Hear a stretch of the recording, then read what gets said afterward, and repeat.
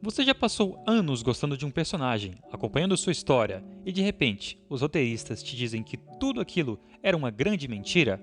Pois é, existe um recurso nos bastidores que tem o poder de apagar tudo o que você sabia, um truque narrativo que pode transformar um personagem complexo em um estranho total. E isso tem nome, se chama continuidade retroativa. Mas até que ponto mudar o passado de um personagem é um recurso válido? E quando isso se torna uma traição com quem assiste a série? Hoje a gente vai se aprofundar nesse tema usando 3 grandes exemplos: o diretor Skinner de Os Simpsons, o Philip J. Fry de Futurama e, claro, South Park, que lida com a continuidade como quem ri da sua própria bagunça. Se você, assim como eu, cresceu assistindo Os Simpsons, provavelmente se lembra do diretor Seymour Skinner, aquele cara que era um militar bem comportado, sempre tentando manter a ordem na bagunça da escola elementar de Springfield. Na verdade, na bagunça que o Bart Simpson fazia, mesmo sendo submisso à sua mãe dominadora e à anarquia que o Bart representava. O Skinner parecia ter uma história sólida. Ele era um veterano de guerra, bastante traumatizado, mas também rígido, mas com um coração que, vez ou outra, deixava escapar um afeto genuíno por alguns alunos, não pelo Bart. Durante anos, ele foi construído como um personagem cheio de nuances. Durante anos. Então veio o episódio número 2, lá da 9ª temporada do show, chamado O Príncipe e o Soldado. E os roteiristas de Os Simpsons decidiram que o Skinner não era mais o Skinner. Sim, eles revelam que o personagem que acompanhamos por quase 10 temporadas, na verdade, se chama Armin Tamzarian. Ele era um ex-recruta que assumiu a identidade do seu superior, o verdadeiro Seymour Skinner, dado como morto na guerra. Mas tem uma surpresa por aí. O verdadeiro Skinner volta depois de muitos anos e depois de 9 anos que a gente está acostumado com o Skinner. E o caos começa. A cidade de Springfield se revolta, fica todo mundo pé da vida. Mas no fim das contas, eles expulsam o Skinner original, o que voltou depois de muitos anos, e decidem manter o impostor, apagando a mudança como se nada tivesse acontecido.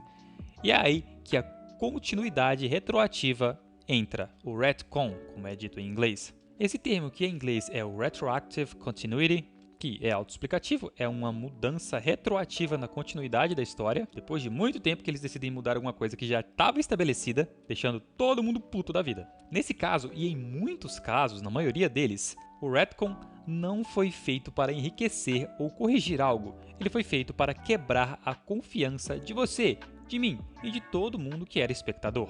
Ao mudar completamente a identidade de um personagem estabelecido, o episódio não adiciona nenhuma camada, não adiciona nada de novo per se. O episódio não faz nada. Na verdade, ele faz. Ele diz pra gente: cara, você se importou à toa com tudo o que aconteceu com esse personagem? Não à toa, esse é um dos episódios mais odiados de Os Simpsons, e até os próprios criadores já admitiram que foi um grande erro. Mas a continuidade retroativa não tem lá só conotação negativa. Há alguns exemplos onde pode acontecer coisas boas com esse tipo de manobra narrativa. E é o que a gente vai falar agora. Do outro lado do espectro, temos o Philip J. Fry, de Futurama, um entregador de pizza bem azarado que é congelado acidentalmente e acorda 1000 anos no futuro. A proposta do personagem é bastante simples. O Fry é um homem comum, jogado num mundo futurista e caótico. Mas ao longo da série, o Fry passa por várias transformações, e é aí que entra o retcon, só que de forma diferente, de forma feita direito. Descobrimos, por exemplo, que o Fry tem uma anomalia genética bem rara que o torna imune aos cérebros alienígenas que ameaçam o universo de Futurama. Mais pra frente na série também é revelado que ele mesmo é o seu próprio avô. Fica comigo que vai fazer sentido. Após uma viagem no tempo onde ele acidentalmente fez sexo com a sua avó. Sim, isso mesmo. Só que defendendo o Fry, ele não sabia que ela era a avó dele, só era uma mulher muito bonita que ele ficou afim. Mas mesmo assim, é confuso e estranho pra caramba você ser o seu próprio avô. E cara, por mais absurdo que tudo isso pareça, e bota absurdo em como tudo isso parece, na verdade funciona dentro da lógica da série. Porque aqui, o retcon não apaga o que conhecemos do Fry, ele amplia o que conhecemos do Fry. Ele continua sendo o mesmo bobão inocente e atrapalhado, mas agora com camadas de tragédia na sua história, responsabilidade quase cósmica de ser o seu próprio avô e também um destino quase profético. Enquanto o que aconteceu nos Simpsons destruiu um personagem, em Futurama isso enriqueceu a narrativa, brincando com o tempo de uma forma muito mais coerente e com muito mais responsabilidade. O espectador de Futurama não sente que foi enganado, assim como o espectador de Os Simpsons. Na verdade, ele sente que está descobrindo algo novo sobre a série que ele ama muito. Você quer um spoiler, por exemplo? Não vou te dar spoiler. Mas já no episódio inicial de Futurama, vemos que o Fry cai no tubo criogênico e é congelado por 1000 anos, como eu contei. Só que várias temporadas depois, com a continuidade retroativa, descobrimos o que realmente aconteceu para o Fry cair dentro do tubo. Isso é completamente incrível. Várias temporadas depois, estamos descobrindo fatos importantíssimos que adicionam muito a toda a narrativa da série. Se isso não é uma trama bem feita, eu realmente não sei o que é. E agora chegamos então em South Park, a série que parece viver numa realidade alternativa, onde a continuidade não é uma regra, mas uma grande piada. Aqui, o retcon não é exatamente usado, porque nada nunca foi realmente fixo para começar. O Kenny morre e volta várias vezes. Personagens mudam de papel de um episódio para o outro. O Stan pode ser melancólico e cínico num episódio, e no dia seguinte ele está de volta como se nada tivesse acontecido. Talvez o melhor exemplo para ilustrar isso seja o episódio Você Está Ficando Velho, que se eu não me engano é na 8ª temporada, enfim.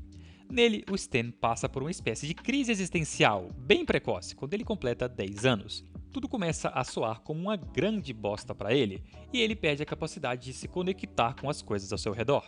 O episódio, e essa duologia de episódios, termina de forma bastante sombria, com os pais dele se separando e o Stan se isolando emocionalmente.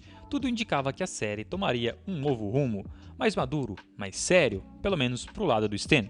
Mas no episódio seguinte, tudo volta ao normal, com direito a uma narração dizendo, cara, nada muda, nunca muda. O que South Park faz é quase um anti-retcon. Em vez de mudar o passado, ele zera o impacto da mudança, como se dissesse, mano, isso daqui é só um desenho, relaxa. E eu vou te falar que é uma escolha consciente, uma forma de se blindar das críticas com humor, ironia e também uma autossabotagem. Porque se tudo reseta e tudo volta ao início, você não tem como fazer uma grande merda com um personagem, como os Simpsons fizeram. E isso funciona, porque o público já sabe o que esperar. A incoerência bastante coerente. No final das contas, a continuidade retroativa é uma faca de dois gumes. Ela pode transformar um personagem em algo ainda mais profundo, como o que aconteceu com o Fry de Futurama, e pode também destruir a confiança do público, como o que aconteceu com o Skinner em Os Simpsons, ou pode ser completamente ignorada, com bastante maestria, como em South Park. Mas meus amigos, uma coisa é certa, mudar o passado de um personagem nunca é só uma escolha técnica, nunca é uma escolha narrativa, é uma decisão emocional que mexe com a forma como o público se relaciona com aquela história e com aquele personagem. Mas a opinião final é sempre sua. O que você acha de toda essa treta? Assim como eu, você se sentiu traído com a mudança que aconteceu com o Skinner? E você também ficou impressionado com o quão incrível foram as coisas adicionadas na história do Philip J. Fry? E o quão denso ficou esse personagem depois das mudanças que aconteceram e das histórias que foram inseridas? Ou você simplesmente não liga com nada dessas tretas e só quer ver South Park resetar o jogo a cada episódio? Deixe aqui o seu comentário. Comenta também, como sempre, o próximo vídeo que você quer assistir aqui. Seja livre para pensar e escrever o que você quiser. E como sempre também, continue aqui e assista este vídeo que está aparecendo para você. Eu te vejo lá. Muito obrigado pela sua audiência, tenha um ótimo dia e até a próxima.